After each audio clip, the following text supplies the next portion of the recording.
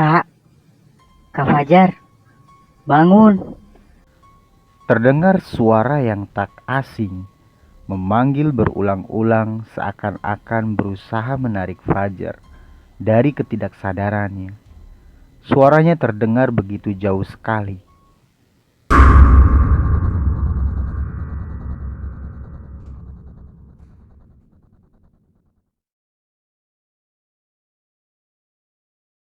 Assalamualaikum.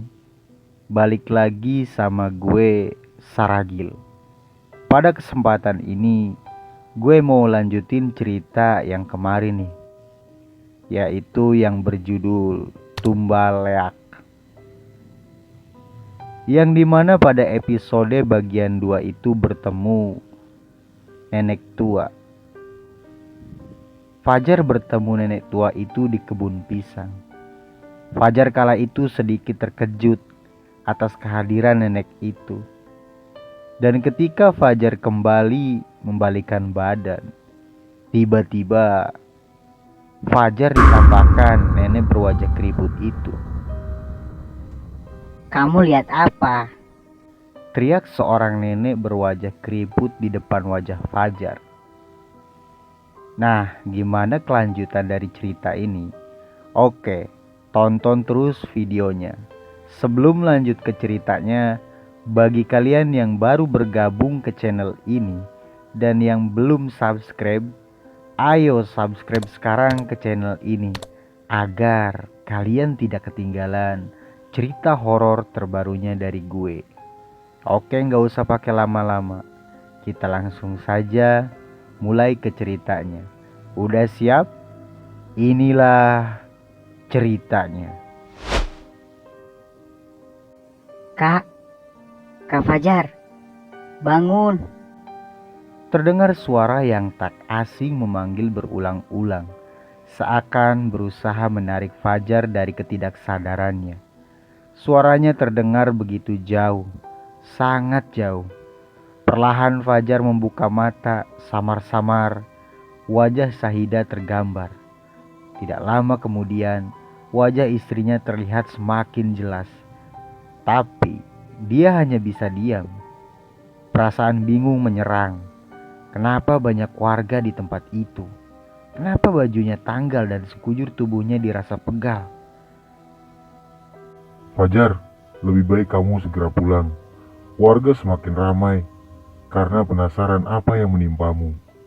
Saran dari Pak Tohri. Fajar masih tak mengerti ada apa sebenarnya. Dia benar-benar seperti orang bingung dan linglung.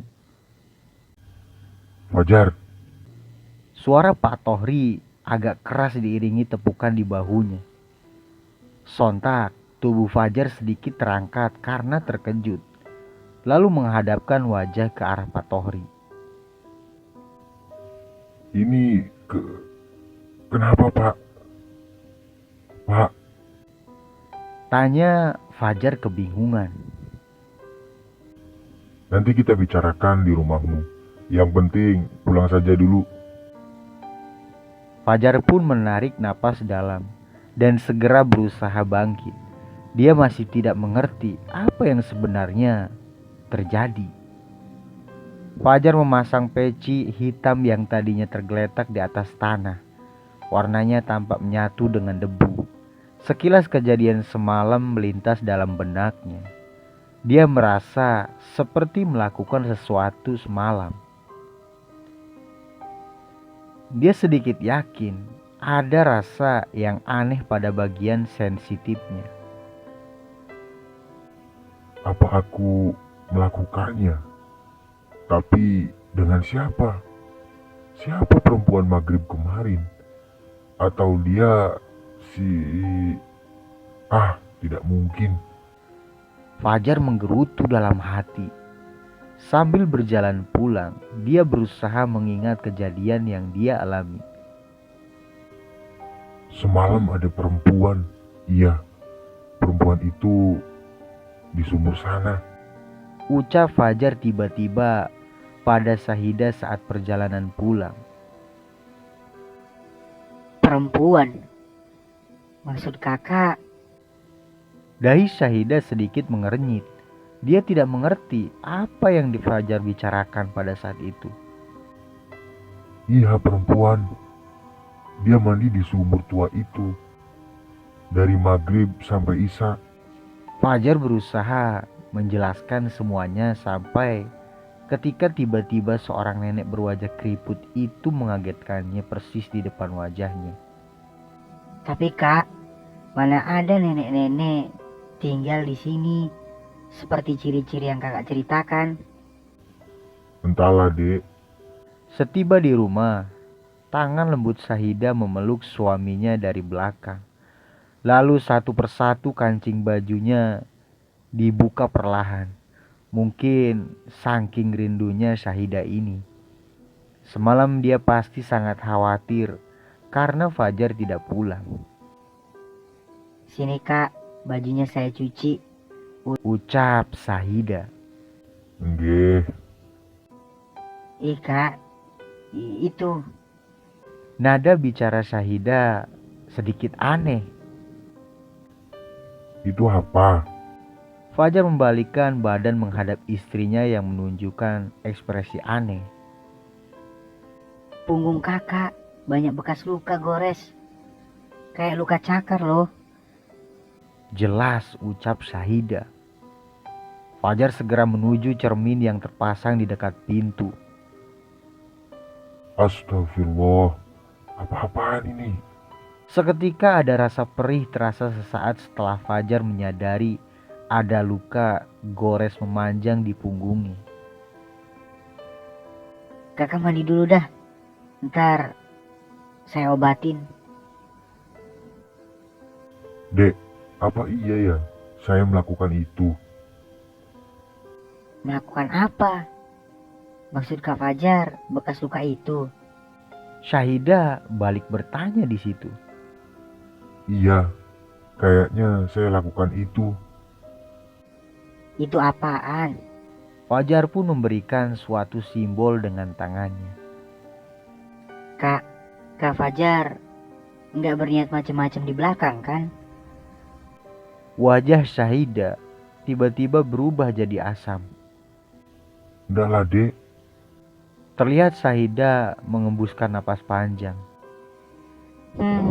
Kak, kalaupun kakak benar melakukannya, saya pasti memaafkan.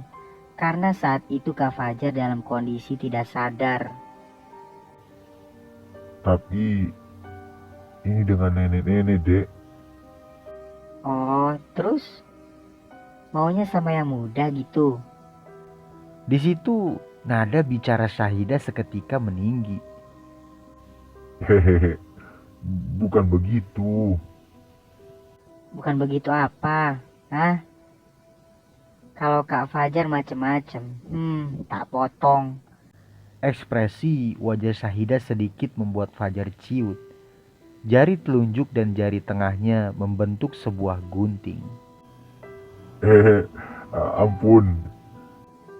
Alah sini, cepat, saya obati lukanya. Ucap Syahidah sedikit ketus di situ. Dan Fajar pun duduk membelakangi istrinya. Aduh, pelan dikit napa? Pinta si Fajar saat Syahidah mengobati luka-lukanya. Biar cepet sembuh. Jari-jari Syahidah yang tadinya lembut seketika menjadi keras dan kaku. Aduh, perih. Lembutin dong. Pinta si Fajar lagi. Udah tahan. Saat berusaha menahan sakit, refleks otot-otot di pipi Fajar seakan tertarik ke atas pelipis sampai-sampai sebelah matanya menutup dengan sendirinya. Perempuan lembut. Ternyata serem juga kalau lagi kesal. Istri saya.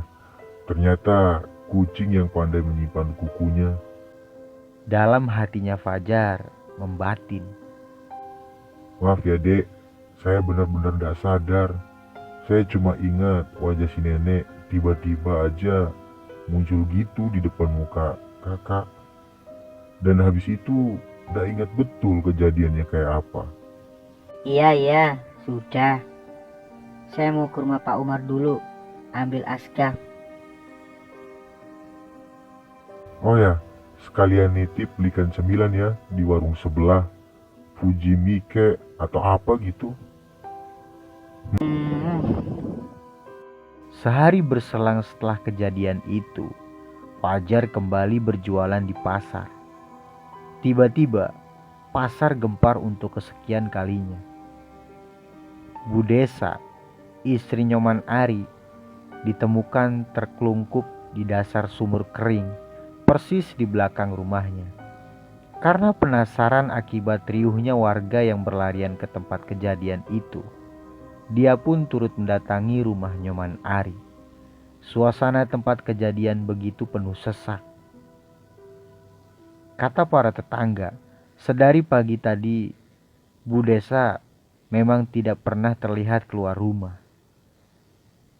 Dia diduga bunuh diri karena depresi sehingga memilih mengakhiri hidup dengan terjun ke dasar sumur yang telah mengering. Anak dan suaminya telah meninggal terlebih dahulu. Apalagi bayi yang ditunggu-tunggu kehadirannya mati tak wajar sebelum genap sebulan usianya. Satu keluarga akhirnya berkumpul dalam damai.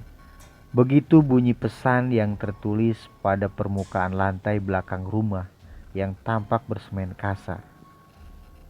Orang-orang mengira Bu Desa menulis tulisan itu sendiri karena rasa sepi yang mendera setelah suami dan anaknya berpulang terlebih dulu. Namun, Fajar tak begitu yakin kalau Bu Desa bunuh diri. Mungkin ada yang dendam dengan keluarga itu, apalagi semua mati dengan cara tak wajar. Fajar merasa untayan peristiwa pembunuhan itu saling berkaitan. Kejadian demi kejadian benar-benar membuat suasana dusun-dusun sekitarnya begitu mencekam. Hari-hari yang selalu ramai oleh suara tawar yang bocah-bocah bermain, kini semakin sepi. Bahkan mereka dikurung oleh orang tuanya dan tidak boleh bersekolah untuk sementara waktu. Jangan main jauh-jauh, apalagi ke sawah. Nanti kalian dimasukkan ke dalam karung, lalu kepala kalian diambil untuk tumbal rinjani. Begitu kata orang-orang tua di dusun, agar anak-anak mereka takut untuk keluar rumah. Hanya dengan cara itu, bocah-bocah bisa lebih mendengar dan menuruti orang tua mereka. Dari hari ke hari, pasar semakin sepi dan kerumunan-kerumunan warga pun sudah tak nampak lagi. Mereka khawatir menjadi sasaran berikutnya. Banyak warga lebih memilih berdagang di halaman rumah masing-masing. Hanya Dayu Siam dan Sukreni yang tampak tak terpengaruh dengan kejadian itu. Kini dusun-dusun sekitar pun turut memperketat pengamanan dengan melakukan ronda bergilir tiap malamnya dan patroli keliling kampung. Tiap malam alunan bunyi kulkul atau kentongan bambu terdengar bertalu-talu. Tak hanya itu, banyak warga yang sudah mulai saling mencurigai satu sama lain karena situasi yang mencekam dan keadaan dusun yang siaga. Seorang pria parubaya yang tak diketahui dari mana asalnya dihabisi oleh beberapa orang warga karena dicurigai punya maksud tidak baik. Setelah beberapa bocah berteriak ketakutan melihat karung yang dipanggul pria tersebut. Karena penasaran, warga pun membuka karung besar itu yang ternyata hanya berisi kayu bakar.